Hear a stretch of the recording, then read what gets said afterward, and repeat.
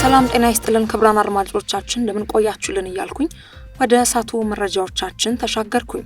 ወደ መረጃዎቻችን ስንሻገር በትግራይ ክልል ዳግም ጦርነት ተቀሰቀሰ። ህዝባዊ ወያነ ሓርነት ትግራይ የድሮን ጥቃት ተከፍቶብኛል ሲል መግለጫ አውጥቷል። ትግራይ ክልልን በተመለከተ ሰበር መረጃዎችን ይዘናል የምናስደምጣችሁ ይሆናል። በሌላ በኩል አንድ ታጣቂ ወጣት ስራችን መግደል ብቻ ነው ሲል የተለያዩ ሰቅጣጭ ቪዲዮዎችን በተለያዩ ሶሻል ሚዲያ አጋርቷል። ጉዳዩን በተመለከተ ሙሉ መረጃ ይዘናል፣ ይህንንም የምናጋራችሁ ይሆናል። በተከታይ መረጃችን ጋዛን በተመለከተ የአሜሪካው ፕሬዝዳንት አንድ ውሳኔ ወስነዋል። ውሳኔ ብቻ ሳይሆን ውሳኔያቸውን ተግባራዊ ማድረግም እየጀመሩ ነው። የአሜሪካው ፕሬዝዳንት የወሰኑት ውሳኔ በጋዛ ህዝብ ዘንድ ቅቡልነትን አላገኘም። የአሜሪካው ፕሬዝዳንት ምን ወሰኑ የሚለውን ሙሉ መረጃ ይዘናል የምናስደምጣችሁ ነው። ክቡራን አድማጭ ተመልካቾቻችን ለእርስዎ ቢሰሙት ያለውን ጠቃሚ መረጃዎች ይዘናል። እስከ ዜናችን ፍጻሜ ድረስ አብራችሁን ቆዩ። ታዲያ ለቻናላችን አዲስ ከሆናችሁ መሰል መረጃን ለማግኘት ቻናሉን ሰብስክራይብ በማድረግ የደውል ምልክቱን መጫን እንዳይረሱ። በድጋሚ እስከ ዜናችን ፍጻሜ ድረስ አብራችሁን ቆዩ ስንል የአክብሮት ግብዣችን ነው።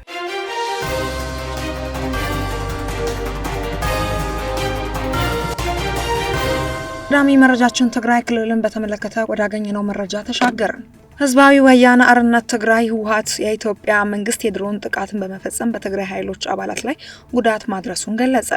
ህወሓት ማምሻውን ባወጣው መግለጫ የትግራይ ክልል ከአፋር ጋር በሚዋሰንበት አካባቢ አርብ ጥቅምት 28 2018 ዓ.ም ስለተፈጸመው የድሮን ጥቃት ዝርዝሩን ባይገልጽም ጉዳቱ መድረሱንም አመላክተዋል። ይሄ ድሮን ጥቃት በአካባቢው በነበሩ የትግራይ ሰራዊት አባላትና ነዋሪዎች ላይ ጉዳት አድርሷል ያለው መግለጫው ይሄ ድሮን የደቡብ ፕሪቶሪያ ስምምነትን ሙሉ በሙሉ የጣሰና የከፋ አደጋ ውስጥም የከተተ ነው ብለዋል። አንድ ስማቸው እንዳይገለጽ የጠየቁት የህወሓት ከፍተኛ ወታደራዊ ባለስልጣን ለቢቢሲ እንደተናገሩት በሰው አልባ አውሮፕላን ጥቃቱ የተፈጸመው ከሌሊቱ 9 ሰዓት አካባቢ ነው። ባለስልጣኑ ጥቃቱ የተፈጸመው በትግራይና አፋር ክልል አዋሳኝ አካባቢ በሚገኝ ሚልካ በሚባለው ወታደራዊ ካምፕ ላይ መሆኑን ጨምረውም ተናግረዋል።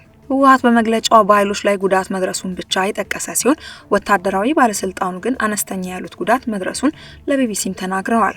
ህወሓት ባወጣው መግለጫ በትግራይ ህዝብ ሞትና ስቃይ የሚረካው የኢትዮጵያ መንግስት የፕሪቶሪያ ስምምነትን ወደ መጣስ ተሸጋግሯል በማለት ዓለም አቀፍ ማህበረሰብ ተጨማሪ ደም መፍሰስ እንዳይመጣ የበኩሉን ይወጣ ሲልም ጠይቋል። ይሄ ድሮን ጥቃት በትግራይ ኃይሎች ካምፕ ላይ መድረሱ የተሰማው የአፋር ክልል የትግራይ ክልል ኃይሎች ወደ 15 ኪሎ ሜትር ዘልቀው በመግባት ጥቃት መፈጸማቸውን በመግለጽ ከከሰሰ በኋላ ነው። የትግራይ ክልል ሰላምና ጸጥታ ቢሮ በበኩሉ የተከፈተው ጥቃትም ሆነ የተቆጣጠረው መሬት የለም ሲል ወንጀሉን አስተባብሏል። የአፋር ክልል በበኩሉ በጥቃቱ በአካባቢው የሚኖሩ ማህበረሰቦች መፈናቀላቸውን ለቢቢሲ ተናግሯል።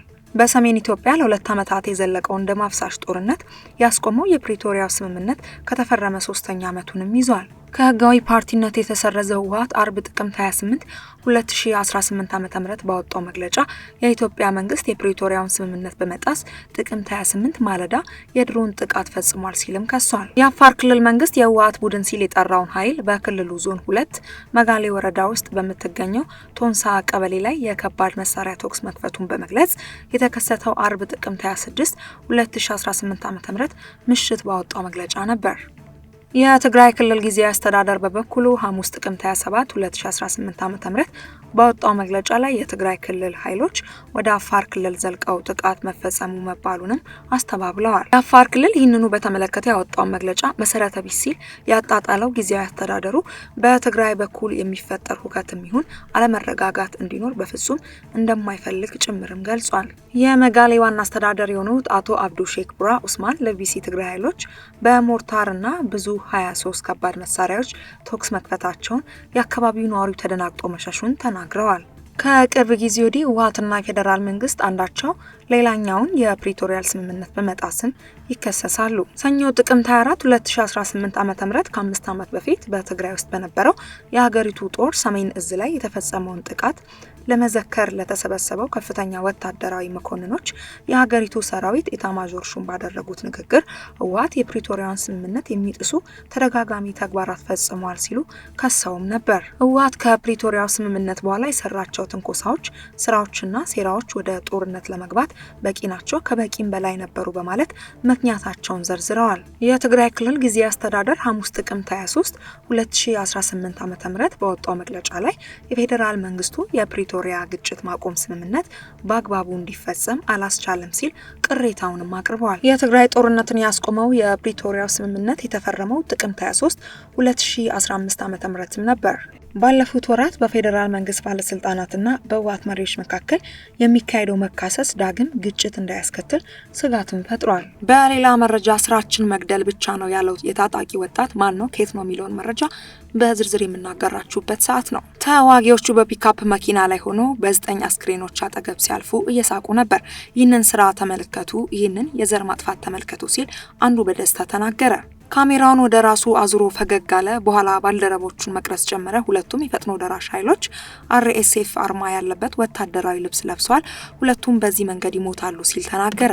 የሰብአዊ መብት ተሟጋቾች ባለፈው ወር በሱዳን አልፋሽር ከተማ ከ2000 በላይ ሰዎችን ሳይገድሉ አልቀረም ያሉበትን እልቂትም እያወደሱ ነው። ሰኞ ዕለትም ዓለም አቀፍ የወንጀል ፍርድ ቤት ICC የጦር ወንጀሎችንና በሰው ልጅ ላይ የሚፈጸሙ ወንጀሎችን ተፈጽመዋል ወይ የሚለውን እየመረመረ መሆኑንም ተናግሯል። ኤልፋሽር የRSF ቁልፍ ኢላማ ነበር።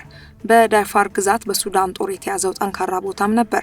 RSF በ2023 መንግስት የመሰረተው ጥምርት ከፈረሰበት ጊዜ ጀምሮ ከሀገሪቱ ጦር ጋር አውዳሚ ጦርነትንም ጀምሯል። ባለፉት 2 ዓመታት ውስጥ ከ150 ሺህ በላይ ሰዎች በጦርነት እንደተገደሉ ይገመታል። ሁለቱም ወገኖች በጦር ወንጀሎች ይከሰሳሉ። ተመሳሳይ ክሶች ከኤልፋሽር ውድቀት በኋላም ተደግመዋል። ስራችን መግደል ብቻ ነው ያለው የሱዳኑ RSF ታጣቂ እንዴት እንደተጨፈጨፈም ያሳያል።